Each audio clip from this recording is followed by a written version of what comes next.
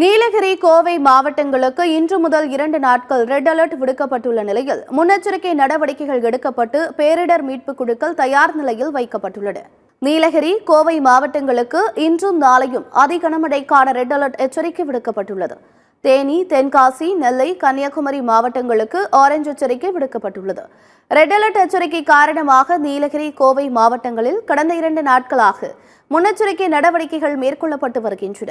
அதன்படி நீலகிரி கோவை மாவட்டங்களில் மழையால் அதிகம் பாதிக்கப்படும் பகுதிகள் மற்றும் மண் சரிவு ஏற்படும் இடங்கள் அடையாளம் காணப்பட்டுள்ளன. 2 மாவட்டங்களிலும் மத்திய மாநில பேரிடர் மீட்பு குழுக்கள் முகாமிட்டு முன்னெச்சரிக்கை நடவடிக்கைகளை மேற்கொண்டு வருகின்றன.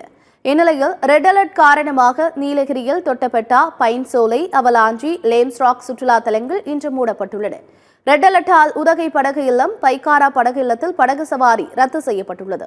ட்ரெக் தமிழ்நாடு என்ற தலைப்பில் வனப்பகுதிக்குள் நடைபயணம் மேற்கொள்ளவும் தடை விதிக்கப்பட்டுள்ளது. மேலும் தூத்துக்குடி, பாம்பன் துறைமுகங்களில் 3ஆம் எண் புயல் எச்சரிக்கை கூண்டும் சென்னை, கடலூர், நாகை, புதுச்சேரி உள்ளிட்ட 7 துறைமுகங்களில் 1ஆம் எண் கூண்டும் ஏற்றப்பட்டுள்ளன.